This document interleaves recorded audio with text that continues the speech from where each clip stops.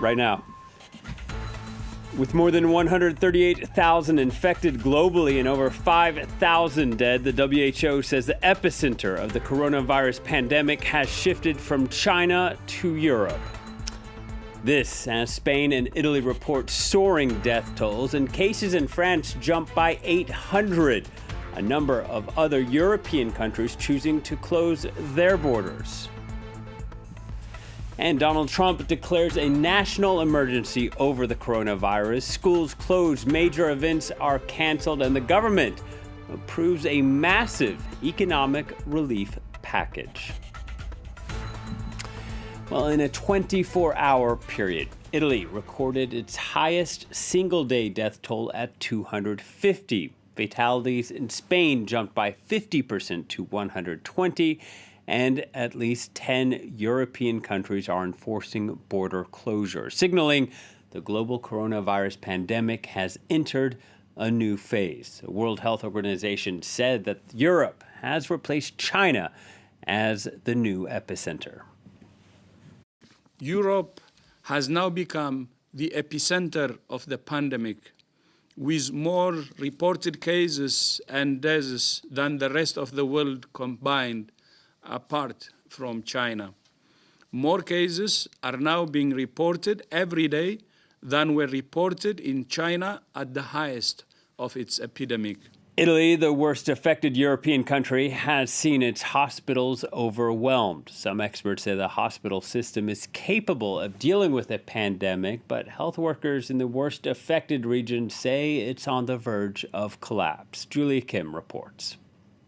At the new epicenter of the coronavirus pandemic, patients at this bare-bones hospital ward in Italy rest on camp beds, placed 1 meter apart. About half of Italy's COVID-19 cases are found here in Lombardy, where the health service is stretched to the limit. Hospital workers here have had to urgently reopen 2 disused wards. Patient consultations take place in these makeshift tents.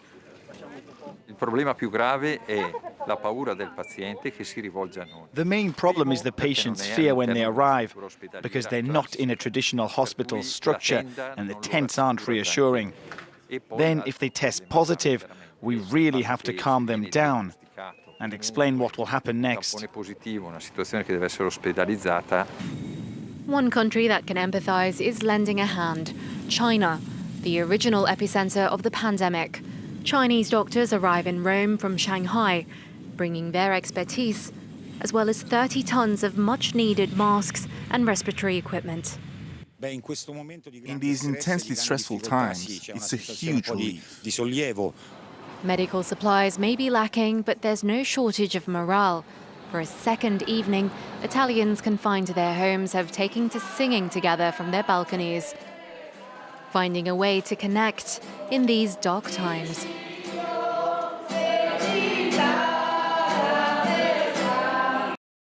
Well, worldwide officials are restricting large public gatherings, and that's having a major impact on tourism. In France, the world's most visited country, top attractions like the Louvre Museum and the Eiffel Tower have closed. Luke Schrager reports. Tourist sites in France are closing their doors until further notice, a means to combat the spread of the coronavirus. I think that it's the right move because maybe when there's a lot of people around, maybe the virus can spread, so maybe it's a good choice. France is far from alone.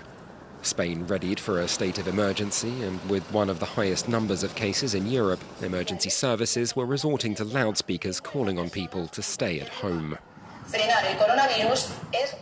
Morocco suspended transport links with both Spain and France in turn, with travellers left to figure out their own ways home. Back in Europe, Germany boosted checks on its border with France, with the Chancellor calling on the nation to stay home unless absolutely necessary. Neighbouring Belgium has shuttered its schools until after the Easter holidays too, and concerns were beginning to mount as to the toll on the economy from calling off cultural events, as well as closing restaurants and bars until next month. I'm self-employed.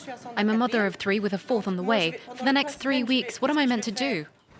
Further east in Russia, far fewer cases, but Moscow authorities were taking no chances, ordering the emergency construction of a prefabricated hospital as China did a little over a month ago, as Ukraine and Poland both announced border closures. Canada's seen the pandemic hit its highest levels of government, with Prime Minister Justin Trudeau in preventive isolation after his wife tested positive for the virus.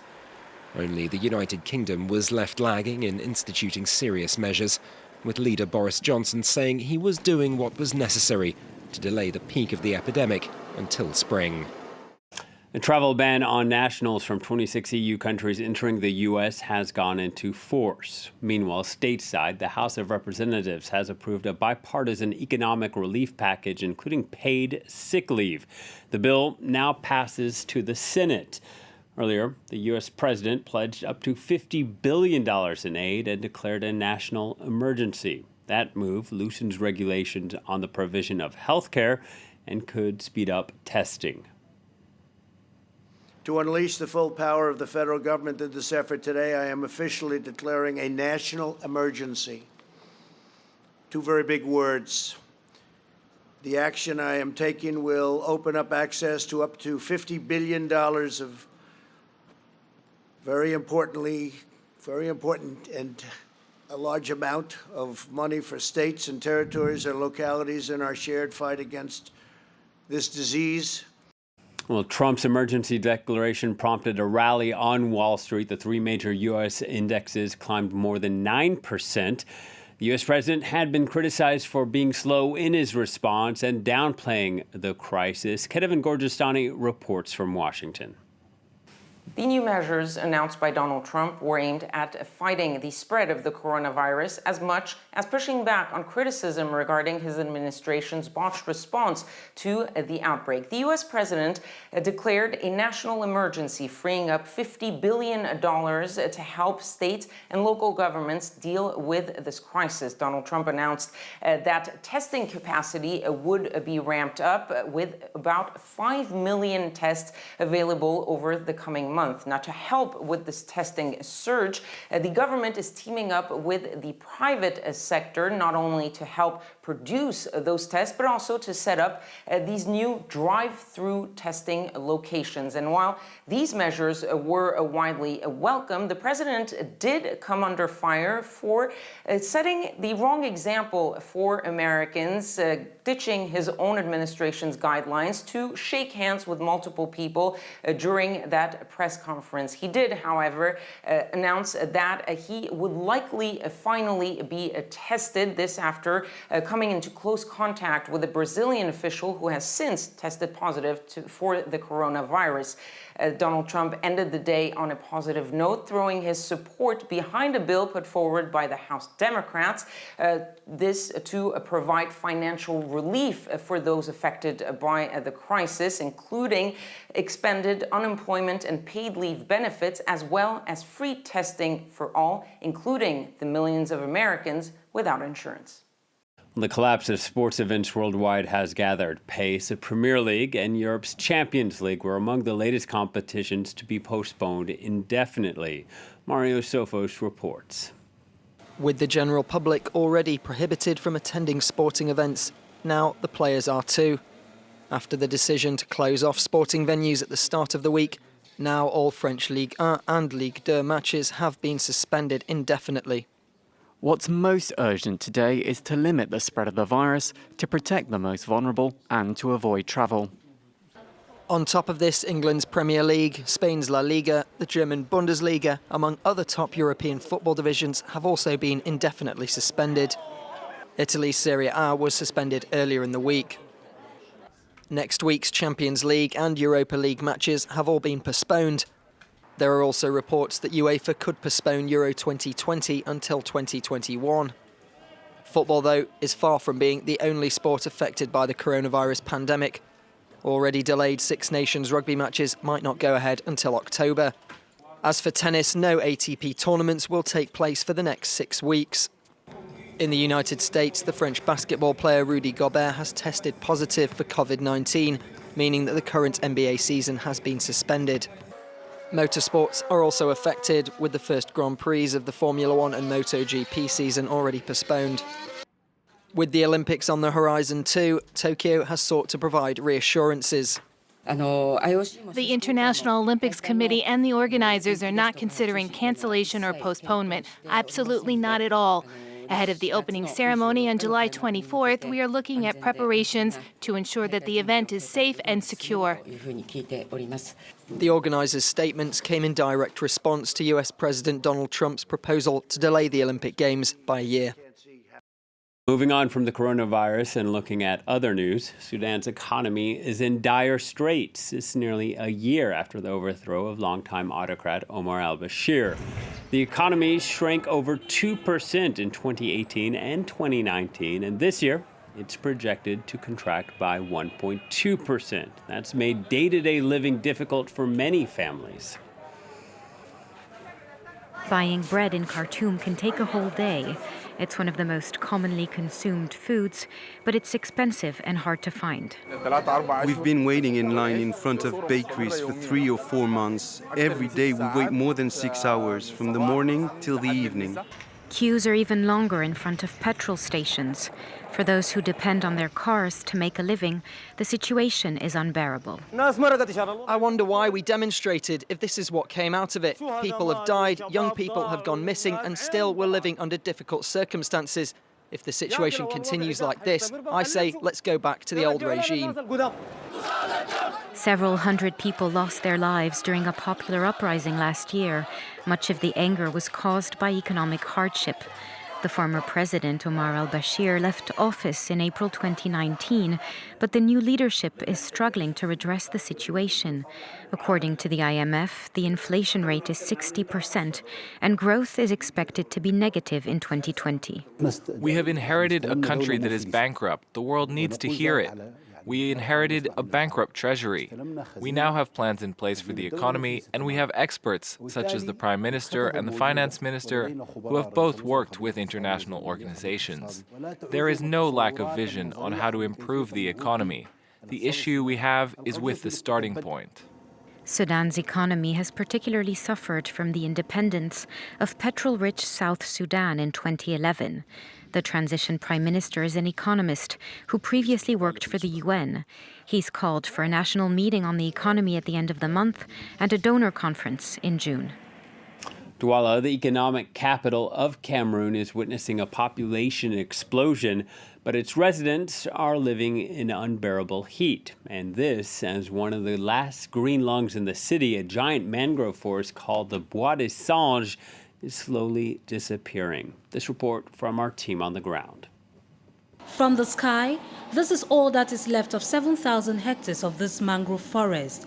Once upon a time, Douala's green heart. Now the city is home to about 5 million people whose growth is gradually depleting this forest reserve. This growing environmental threat was first denounced by Ernest Benelese several years ago. He is an ecological whistleblower who is trying to save this mangrove forest. This area was uninhabited, but with the pressure of urbanization, the population ended up coming to settle in this district. Their presence here has put pressure on the mangrove. They cut it. However, when we destroy this mangrove, the impact and consequences will automatically be felt on the population.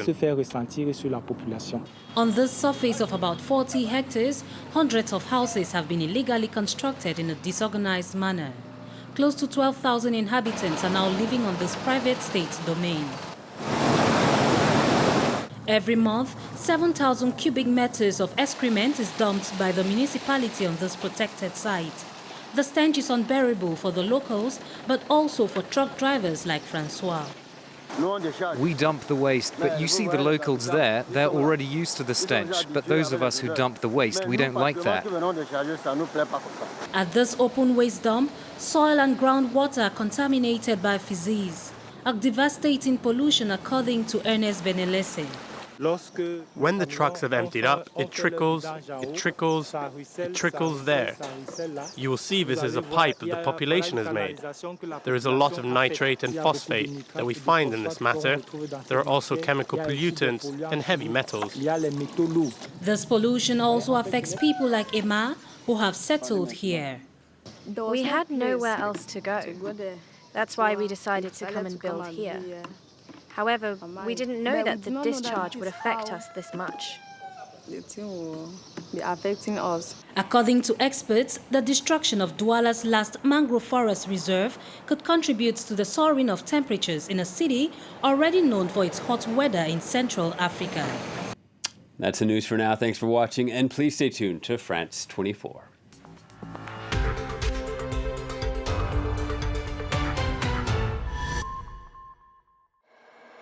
Because a new page of history gets written every day. Because breaking news can't wait. Information everywhere. In all situations. On every subject. Understanding the world. Imagining the world.